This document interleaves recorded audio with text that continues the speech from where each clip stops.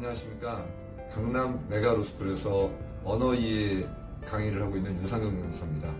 오늘은 최근 3년간 변화되고 있는 리트 언어이해의 최신 출제 경향을 좀 알아보고 어떻게 공부하는 것이 가장 올바른 공부 방법이고 또 특히 요즘 많이 얘기되고 있는 배경지식과 관련해서 어떻게 배경지식을 습득하는 것이 효율적인지에 관해서 얘기해 보도록 하겠습니다.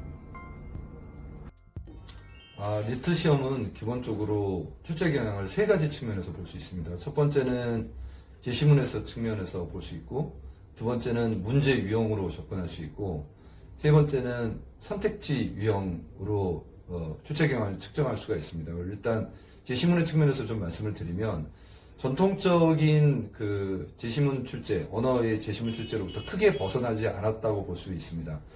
전통적으로 자주 나오는 철학 주제와 과학 주제는 여전히 나오고 있고, 다만 최근에 시의성을 가지고 있는 주제들이 자주 출제되는 편입니다.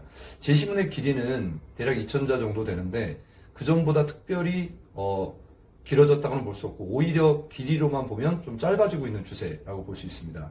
하지만 제시문이 짧아진 대신에 좀 더 깊이 있는 독해를 요구하고 있는 편입니다.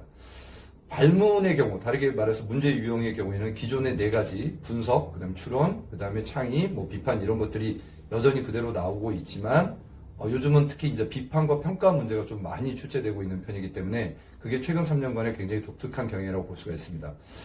하지만 최근 3년간의 출제 경향 중에 가장 중요한 것은 선지 난이도가 매우 높아졌다. 기존의 단순한 선지보다는 굉장히 함축적이고 그다음에 추상적 내용을 담고 있는 선택지가 많이 들어가 있기 때문에 제시문을 잘 읽었더라도 선택지에서 올바른 답을 고르는 것이 매우 힘들어졌다.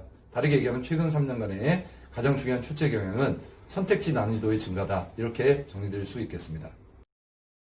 제가 방금 전에 최근 바뀐 출제 경향의 가장 높은 두드러진 특징은 선택지 난이도의 증가라고 말씀을 드렸는데, 선택지에서 올바르게 정답을 선택하기 위해서는 일단 당연히 제시문의 올바른 독해가 선행이 돼야 되는 것이 너무나도 당연하다고 볼 수가 있습니다.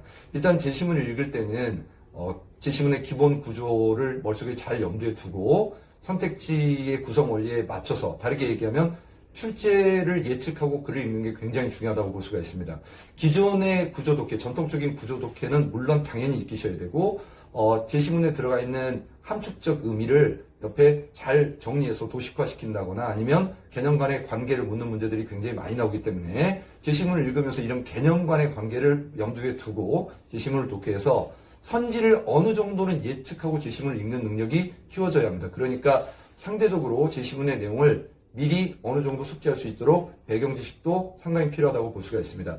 선택지의 경우에는 경쟁 답안과 정답 사이에 존재하는 선택지 구성 원리, 제가 평소에 한 10가지 정도의 선택지 구성 원리를 학생들에게 제시를 해드리는데, 일단 기본적인 선택지 구성 원리는 몸에 반드시 배도록 연습을 하시는 게 굉장히 중요합니다.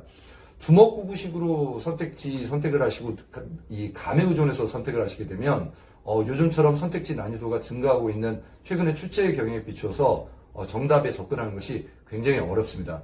자, 정리드리면 제시문을 읽을 때 개념 간의 관계에 유의해서 출제를 예측한 독해가 되어야 한다. 두 번째, 선택지에서 선택을 할 때는 단순 선택이 아닌 선택지 구성 원리를 익히고 염두에 둔 상태로 선택지에 접근해야 된다.